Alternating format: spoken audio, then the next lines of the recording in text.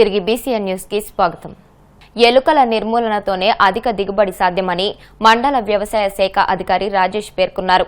Kakinada rural నియోజకవర్గం Karapa sub division పరిధిలో ఉన్న గ్రామాలలో వ్యవసాయ శాఖ ఆధ్వర్యంలో సామూహిక ఎలుకల నిర్మూలన కార్యక్రమాన్ని నిర్వహించి రైతులకు ఉచితంగా ఎలుకల నివారణ మందు పంపిణీ చేశారు. ఈ సందర్భంగా వ్యవసాయ సహాయ సంచాలకులు కె బాబురావు మాట్లాడుతూ వ్యవసాయ శాఖ ఆధ్వర్యంలో ప్రతి సీజన్లో ఉచితంగా ఎలుకల మందు ఇవ్వడం జరుగుతుందని తెలిపారు. మండల వ్యవసాయ అధికారి రాజేష్ మాట్లాడుతూ ఎలుకలను నిర్మూలించడానికి ప్రభుత్వం ఉచితంగా మందును అందిస్తుంది. రైతులు దీన్ని సద్వినియోగం చేసుకోవాలని కోరారు. మండల వ్యవసాయ అధికారి కరప ఈరోజు మనం సామూహిక ఎలుకల నిర్మూలన కార్యక్రమంలో భాగంగా మనం తెల్ల మందు అంటే బ్రహ్మడియల్ మందు నూకల్లో కలిపి జరుగుతుంది. రైస్ సోదరులు నూకలు తెచ్చుకున్నట్లయితే నూనెలో కలిపి నూకల్లోని తెల్ల మందు కలిపి రైస్ సోదరులు ఇవ్వడం జరుగుతుంది. ఇవి వెంటనే చిన్న పొట్లాల కింద రైతులు కట్టుకుని ఎలకల బొరియలు ఏదైతే ఉన్నాయో బొరియల్లో పెట్టడం ద్వారా 2-3 రోజులకి ఎలక వచ్చి ఆ బొరియలో ఉన్న పొట్లాన్ని కొరికి నెమ్మదిగా తినడం ప్రారంభిస్తుంది. తిన్న ఒక 4 రోజుల నుంచి 7 రోజుల లోపు అది క్రమేపీ దాని రక్తనాళాలు ఇంటర్నల్గా బ్లీడింగ్ అంటే ఇంటర్నల్గా ఉన్న రక్తనాళాలు శరీరంలో ఉన్న రక్తనాళాలని కాలేయానికి సంబంధించి కానీ గుడికి సంబంధించి కానీ వివిధ అవయవాలకు సంబంధించిన రక్తనాళాలన్నీ పగిలిపోయి అక్కడ ఎప్పుడైతే పగిలిపోయినా ఆ రక్తం గడ్డగట్టకుండా తీవ్రంగా రక్తస్రావం అయ్యి క్రమేపీ ఆకలి లేకుండా అది గాలి వెళ్తున్న బయట ప్రదేశంలోకి వచ్చి చనిపోవడం జరుగుతుంది. కానీ ఈ తెల్ల మందు అనే బ్రహ్మడియల్ మందు కలిపి ఇవ్వడం ద్వారా ఎలకని సమర్థవంతంగా నిర్మూలించవచ్చు. ఎందుకంటే నివారించే అవకాశం ఉంది. అదే నల్లమంది అయితే ఒకసారి ఎలక చనిపోతే మిగిలిన ఎలకలకి అది సంకేతాలు అంటే దాన్ని ఉచ్చపోయడం ద్వారా లేకపోతే దాని తోక వెంట్రుకలు బయటికి విడిచి ఉప్పు కింద చేయడం ద్వారా మిగిలిన ఎలకల్ని హెచ్చరిస్తుంది తినవద్దని. కానీ తెల్ల మందులో ఏంటంటే దీనికి రంగు రుచి వాసన లేదు కాబట్టి ఒక ఎలక చనిపోయినా కానీ ఇతర ఎలకలకి ఎటువంటి సంకేతాలు ఇవ్వకుండా చనిపోవడం జరుగుతుంది. ఈ విధంగా సామూహికంగా అందరు రైతు సోదరులు తమ పొలాల్లో ఎలక బొరియల్లో ఎలక పొట్లాలు పెట్టినట్టయితే ఖచ్చితంగా అక్కడ పూర్తిగా నివారణ చేసే కార్యక్రమం జరుగుతుందండి. ఎలకల నివారణ చేసే కార్యక్రమం. ఈ కార్యక్రమంలో భాగంగా ప్రతి రైతు సేవా కేంద్రంలోని ఉచితంగా ఎలకల మందు ఇవ్వడం జరుగుతుంది. రైతులు నూకలను తెచ్చుకుంటే కలిపి ఇవ్వడం జరుగుతుంది. సో ఇది అందరూ రైతు సోదరులను సద్వినియోగం చేసుకుని సామూహికంగా చేపట్టి ఎలకలని మనల్ని రంగులో పెట్టి నివారణ చేపడతారని తెలియజేసుకుంటూ నమస్కారం తెలియజేసుకుంటాను. తిరుపతి జిల్లా గూడూరు పట్టణంలోని ఆర్టీసీ డిపోలో మండల న్యాయ సేవా అధికార సంస్థ ఆధ్వర్యంలో ప్రపంచ సామాజిక న్యాయ దినోత్సవం సందర్భంగా న్యాయ విజ్ఞాన సదస్సు నిర్వహించారు. ఈ సందర్భంగా 7వ అదనపు జిల్లా జడ్జి సుల్తానా బేగం మాట్లాడుతూ డబ్బులు అప్పుగా ఇచ్చి వారి చేత వెట్టి చాకరీ చేయించుకోకూడదని, ఎక్కడైనా వెట్టి చాకరీ చేస్తూ కనిపిస్తే వారి గురించి తెలియజేయాలన్నారు. ప్రతి ఒక్కరూ స్వేచ్ఛగా జీవించేందుకు అనేక చట్టాలు ఉన్నాయని, వాటి గురించి అవగాహన పెంచుకోవాలని సూచించారు. ఎవరైనా 10 లక్షలు కానీ ₹1,00,00,000 కానీ అప్పు ఉన్నప్పటికీ అది టోటల్గా తీరిపోయినట్టే అర్థం. అంటే మళ్ళీ చెల్లించే అవసరం లేదు. అలాగే వాళ్ళకున్న పొలాలు ఇచ్చేసి అంటే ఇప్పుడు బీడు భూములు ఉంటాయి, లేకపోతే ఉండే ఇల్లు ఉంది, వాళ్ళ ఫ్యామిలీతో ఉంటారు, దాన్ని హౌస్ టెట్స్ అంటారు. అంటే మనం ఉండే ఇల్లు, మనం ఉండే పొలం, ఆ పొలం మీద మనం తినేవి, అలాంటివి కూడా వాళ్ళు ఇంక కష్టపడి చేసుకోలేక కొన్ని పొలాలు పండక అవి కూడా వాళ్ళకి ఇచ్చేసేవారు. పెద్ద రైతులకి, రాజులకి, మంత్రులకి, కొంచెం ధనవంతులకి, వ్యాపారస్తులకి, ఎక్కువ ధనం ఉన్న వాళ్ళకి ఆ ప్రాపర్టీస్ అప్పచెప్పేశారు. అలాంటి ప్రాపర్టీస్ కూడా ఆటోమేటిక్గా రిలీజ్ అయిపోయినాయి ఆ రోజు నుంచి. అంటే ఆ రోజుతో వెట్టి చాకరీ అనేది టోటల్గా పోయినట్టు మనం అనుకుంటాం యాక్ట్ వచ్చింది కాబట్టి. కానీ ఇంకా ఉన్నాయి అలాగా ఆల్ ఓవర్ ఇండియాలో. ఇంకా ఇంటీరియర్ ప్లేసెస్లో ఇప్పుడు మనకు కూడా ఈ అవుట్స్కట్స్లో ఇంటీరియర్ ప్లేసెస్ ఉన్నాయి. ఈ యాక్ట్ గురించి తెలియదు. 76లో వచ్చినప్పటికీ అది యాక్ట్ ఉందని, అది అబాలిష్ అయిందని తెలియట్లేదు. కాబట్టి మీరు వెళ్ళి చెప్తే వాళ్ళు తెలియజేస్తారనే ఉద్దేశంతో రావడం జరిగింది. ఈ యాక్ట్ చూసుకున్నట్లయితే చాలా చిన్న యాక్టు. ఇది 7 చాప్టర్స్ మాత్రమే ఉన్నాయి, 27 సెక్షన్స్ ఉన్నాయి. దీనిలో బౌండెడ్ లేబర్ అంటే ఇప్పుడు నేను చెప్పింది శ్రమ దోపిడీ. ఈ దోపిడీ చేసుకోవడం అనేది తప్పు. ఈ యాక్ట్ రావడం వల్ల ఎందుకంటే ఫైనాన్షియల్ అండ్ ఫిజికల్ ఎక్స్ప్లాయిటేషన్ ఆపన్నారు. ఎక్స్ప్లాయిటేషన్ అంటే దోపిడీ. వాటిని వాళ్ళు కొట్టి కూడా వాడు నిజంగానే నీరసంగా ఉన్నా జ్వరం వచ్చినా వాడు కొరటాతో కొట్టి సర్వీస్ చేసుకోవాల్సింది. వాళ్ళ ఆవుల్ని గుర్రాలని క్లీన్ చేయాలంటే ఎంత ఫీవర్ ఉన్నా వాళ్ళు ఏమైపోయినా వాడు ఎంత నీరసం చచ్చే వరకు పని చేయాల్సింది. అలా ఉండేది. అది ఉండకూడదని చేయడం జరుగుతుంది. అదేవిధంగా దీనిలో సెక్షన్స్ 16 to 18 దీనిలో ఒక్కొక్క దానికి డెఫినేషన్స్ ఇచ్చారు.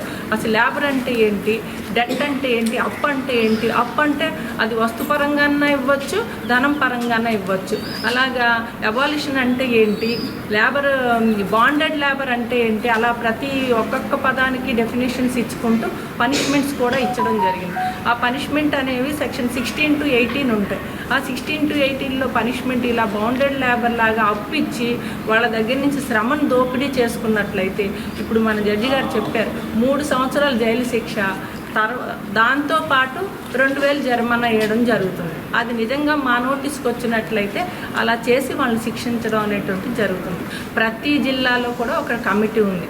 ఆ కమిటీ హెడెడ్ బై చైర్మన్ ఎవరంటే డిస్ట్రిక్ట్ మేజిస్ట్రేట్ గారు, కలెక్టర్ గారు, డిస్ట్రిక్ట్ మేజిస్ట్రేటు లేకపోతే ఆయన లేకపోతే ఆర్డీఓ గారు ఉంటారు.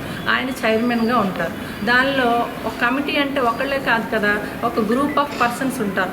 వాళ్ళేంటి ఆ డిస్ట్రిక్ట్ మేజిస్ట్రేట్ గారికి సాయం చేయడానికి ఒక చిన్న అంటే బడుగు వర్గాల నుంచి ఎస్సీ ఎస్టీ ఇంకా కొంచెం బడుగు వర్గాల వాళ్ళు ఉంటారు కదా, ఎకనామికల్లీ పూర్, వాళ్ళల్లోంచి 3 పర్సన్స్ని నామినేట్ చేస్తారు డిస్ట్రిక్ట్ మేజిస్ట్రేట్. ఆ 3 తర్వాత 2 social welfare department social workers, అలా ఒక కమిటీ ఉంటుంది. ఉమ్మడి కృష్ణా, గుంటూరు జిల్లాలలో గ్రాడ్యుయేట్ ఎమ్మెల్సీ ఎన్నికల పర్వం కొనసాగుతోంది. కూటమి అభ్యర్థిగా మాజీ మంత్రి ఆలపాటి రాజేంద్ర ప్రసాద్ నామినేషన్ దాఖలు చేశారు. ఈ సందర్భంగా గుంటూరులోని శ్రీ వెంకటేశ్వర విజ్ఞాన మందిరం నుంచి జిల్లా కలెక్టరేట్ వరకు భారీ ర్యాలీ నిర్వహించారు. ఈ ర్యాలీలో ఆలపాటి రాజా, ఆంధ్రప్రదేశ్ రాష్ట్ర technology services chairman Mannava Mohan కృష్ణతో పాటు ఇరు జిల్లాలకు చెందిన పార్టీ సీనియర్ నేతలు, కార్యకర్తలు భారీగా పాల్గొన్నారు.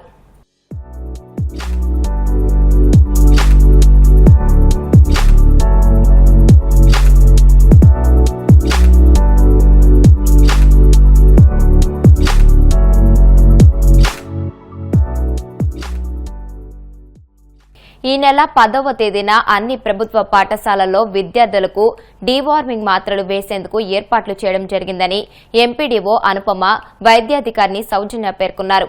కాకినాడ జిల్లా కరప మండల ప్రజా పరిషత్ కార్యాలయంలో వివిధ గ్రామాలకు చెందిన ఆశా వర్కర్లకు, గ్రామ కార్యదర్శులు, వెల్ఫేర్ అసిస్టెంట్లకు అవగాహన సదస్సు నిర్వహించారు.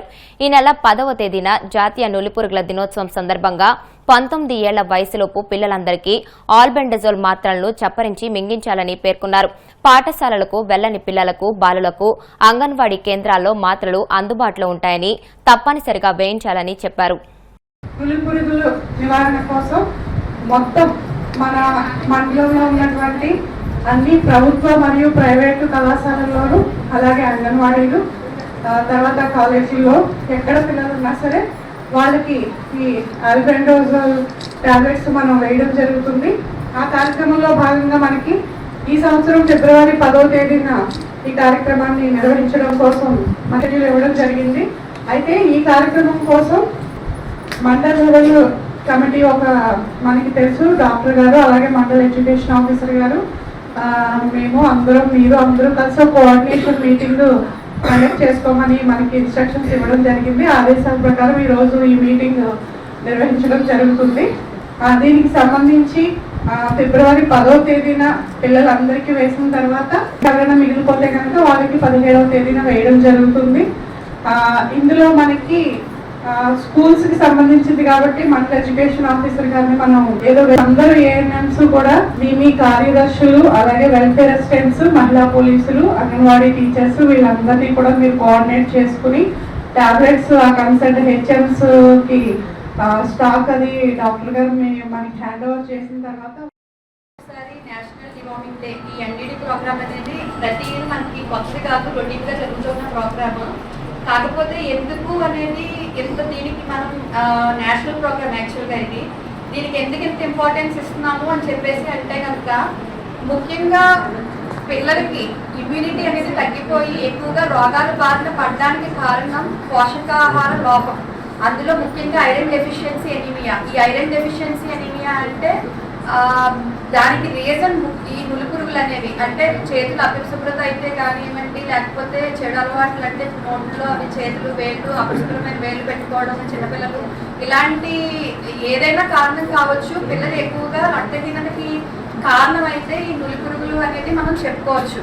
కాబట్టి మన గ్రాస్ లెవెల్ అంటే ఇమ్యూనిటీ తగ్గిపోయి వాళ్ళు రక్తహీనతతో బాధపడుతూ ఇంకా అదర్ డిసీజెస్కి గురి అవుతాయి, కాంప్లికేషన్స్ రాకుండా ముందుగా మనం ప్రివెంటివ్ చర్యల కింద ప్రతి 6 monthsకి ఒకసారి ఆల్బెండజోల్ టాబ్లెట్స్ అనేవి మనం ప్రతిష్టాత్మకంగా గవర్నమెంట్ ఈ ప్రోగ్రామ్ అనేది తీసుకొచ్చి మెడికల్ సిబ్బంది అలాగే ఎంపీడీఓ గారి ఈ 2 డిపార్ట్మెంట్స్ యొక్క కోఆర్డినేషన్తో ప్రతి స్కూల్స్, అంగన్వాడీ స్కూల్స్కి అలాగే స్కూల్స్లో college 1 to 19 years college students కూడా డిగ్రీ పిల్లల వరకు కూడా మనం కంపల్సరీ ఎవరు మిస్ అవ్వకూడదు అనేది మెయిన్ కాన్సెప్ట్. ఇది ఏ స్టూడెంట్ కానీ లేకపోతే ఎవరు కూడా ఈ ఇయర్ ఏంటంటే ప్రత్యేకత మనం స్కూల్స్లో కుక్ చేస్తారు కదా, ఫుడ్ కుక్ చేసే కిచెన్లో వాళ్ళకి కూడా వినియోగించాలనేది చెప్పడం జరిగింది. కాబట్టి ఈ 10వ తారీఖున ఏ పిల్ల కూడా మిస్ అవ్వకూడదు. అన్లెస్ వాళ్ళు ఏదైనా దీర్ఘకాలిక సమస్యలతో కానీ లేకపోతే అలర్జీస్తో కానీ ఆ మెడిసిన్ పడక ఏమన్నా తెలిసిన ఏమన్నా ఇష్యూస్ ఉంటే మటుకు వాళ్ళకి వేయద్దు. వాళ్ళకి తగ్గిన తర్వాత మనకి 17th వరకు కూడా మీరు 17th మాపప్ రౌండ్ అని చెప్పి జరుగుతుంది. ఆ రోజు మిగతా వాళ్ళని కూడా కవర్ చేయాలి. కాబట్టి మనకి ఇది కంపల్సరీగా ఎవరు కూడా మిస్ అవ్వకుండా మనందరూ కూడా చేయాల్సిన బాధ్యత ఉంది. అది మీరు చేస్తారని చెప్పేసి నేను ఆశిస్తున్నాను. సంచలన దర్శకుడు రామ్ గోపాల్ వర్మను కేసులు వదలడం లేదు. ఓ కేసులో నిన్న ప్రకాశం జిల్లా ఒంగోలు రూరల్ పోలీస్ స్టేషన్లో ఆర్జీవీని దాదాపు 9 గంటల పాటు ప్రశ్నించారు పోలీసులు.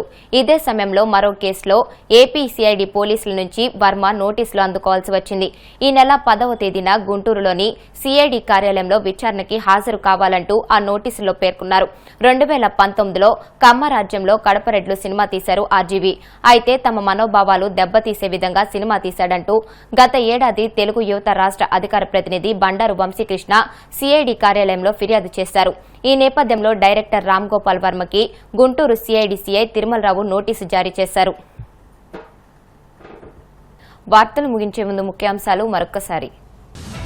జగన్ మానసిక పరిస్థితి చూస్తుంటే జాలేస్తుంది. సీఎం రిలీఫ్ ఫండ్ ద్వారా వైద్యానికి సిఫార్సు చేస్తానన్న మంత్రి సంధ్యారాణి.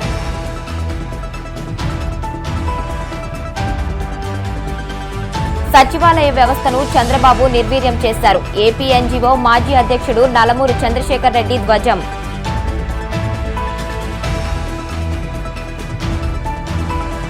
నర్సాపురం అరుంధతిపేటలో 2 సామాజిక వర్గాల మధ్య ఘర్షణ. ఒకరిపై ఒకరు రాళ్లు కర్రలతో దాడులు.